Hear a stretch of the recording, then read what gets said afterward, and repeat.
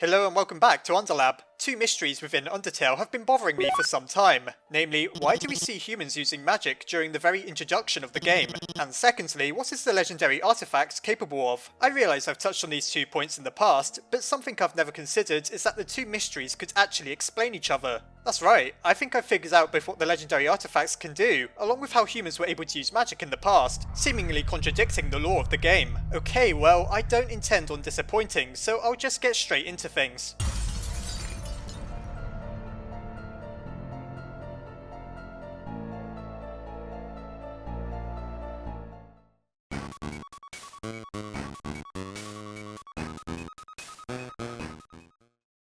Firstly, I'll explain what the two things I want to focus on are. When the game first begins, we're treated to a brief slideshow that explains how the monsters went from being equals with the humans to being prisoners underground. During this time, we're shown that the humans created a magical barrier. The game purposefully describes it as being magical, and the supposed human we see during the cutscene clearly resembles some sort of wizard or mage. You may think that's fair enough, Undertale is a fantasy world, and so it isn't hard to believe that a human could also use magic. However, in Undertale, it's also established that humans can't actually use magic. We never get to personally while playing, and the most concrete evidence of all is the book we read within Snowdin's library, that clearly explains that humans can't express themselves through magic. While this could simply be a mistake by the author, why would Toby Fox go to the extent of world building and telling us this specific fact, only for it to be completely wrong? Chances are it's not. We know that humans thrive off determination and their powerful souls, and Alphys even explains to us that monsters are composed mostly of magic, which is why their bodies reject determination. Humans are made of mostly physical matter, which is why they can tolerate determination, but are also unable to use magic. The second thing I want to focus on is of course the legendary artifact.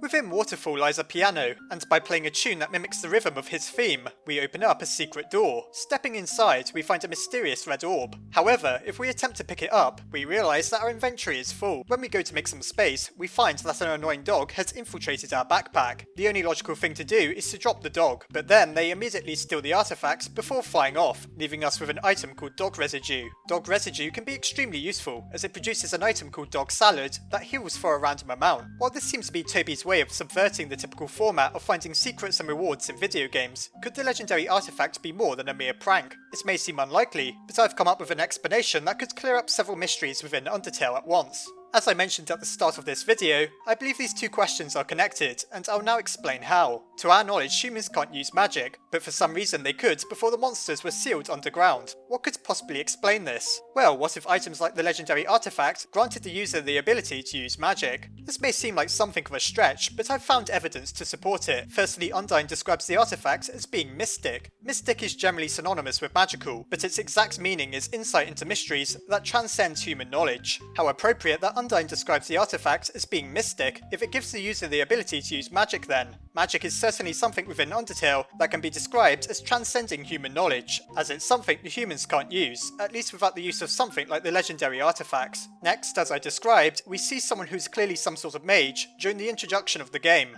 Note that they're using what appears to be a staff, or scepter. In fantasy, these implements are often used to harness the powers of magic. It's not hard to imagine that the tip of the human scepter could be made of crystal, perhaps cut out of one of these perfectly spherical legendary artifacts. Humans likely never could use magic, but with magically charged equipment like this, made to harness the power that once belonged to monsters, it seems plausible that they could learn to control it. What about the annoying dog? For what purpose do they steal the legendary artifact away from us? It may seem silly and humorous, and by all means it is, and the annoying dog is thought of as mostly a joke character, being Toby Fox's self-insert within the game. Still, some lines of text within the game suggest that the annoying dog may have had a real motivation for taking the legendary artifact, a slightly obscure item known as the Hush Puppy, obtained by giving a hot dog to one of the inhabitants within Metaton Resort, has the description that it neutralizes dog magic. While this could just be a meaningless line of descriptive text, it could also indicate that dogs, at least annoying dogs, thrive off magic. At the very least, we know that they know how to use magic like monsters from reading this. So is it really any surprise that the annoying dog would take an item that could potentially bolster its magical capabilities? If this theory is correct, this explains a lot. It's uncertain whether we ever see the aforementioned dog magic while playing Undertale, but if dogs are known for their magic, it makes perfect sense that the legendary artifact has enchanted properties. That sort of explains why the annoying dog would take it from us, as while we don't know its motivation, we do know at the very least that it can probably utilize it in some way or another. Here's another point worth considering.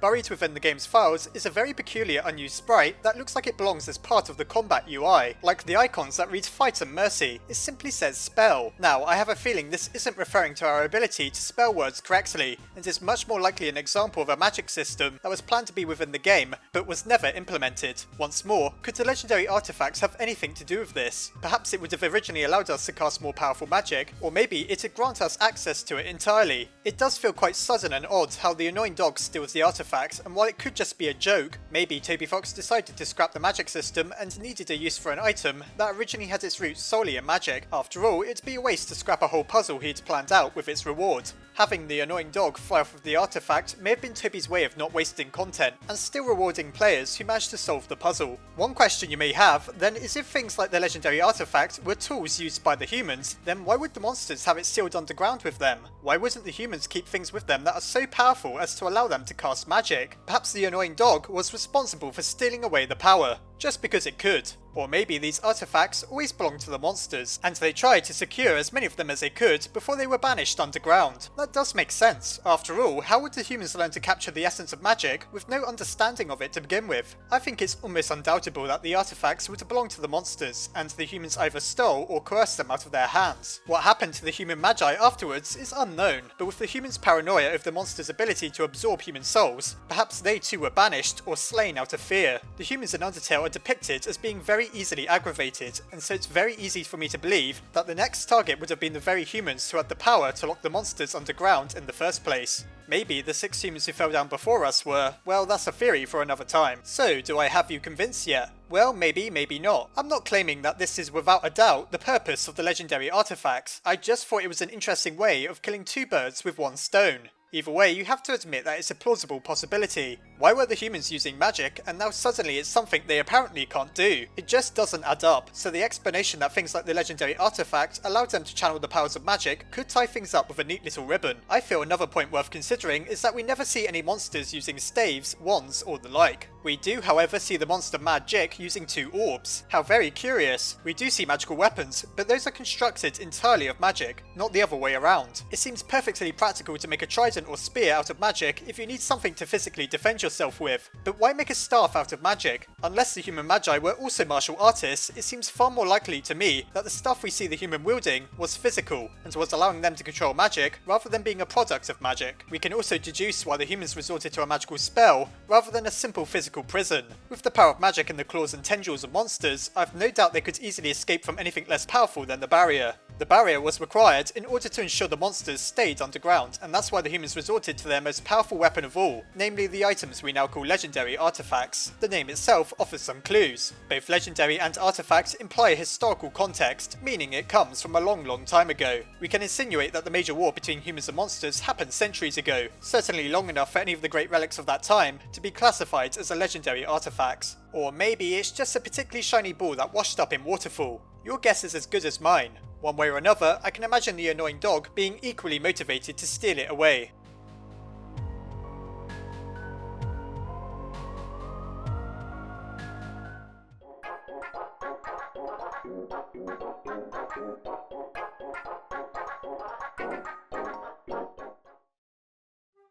Don't go looking for the first red orb you see now, thinking you're Harry Potter. Try tying it to a stick first and see the results. Although I feel the legendary artifact is mostly a joke item, it was fun to try and give it a purpose, and I'm surprised at how plausible it really is that it could be used to control magic. This theory explains many specific word choices relating to the item, as well as another mystery that seemingly has no connection whatsoever. Be sure to let me know what you think in the comments, whether you agree with me and if there's anything you feel you can add to the theory. As always, I hope you enjoyed the video. Don't get sealed away behind a magical barrier for the next few centuries, and I'll see you next time.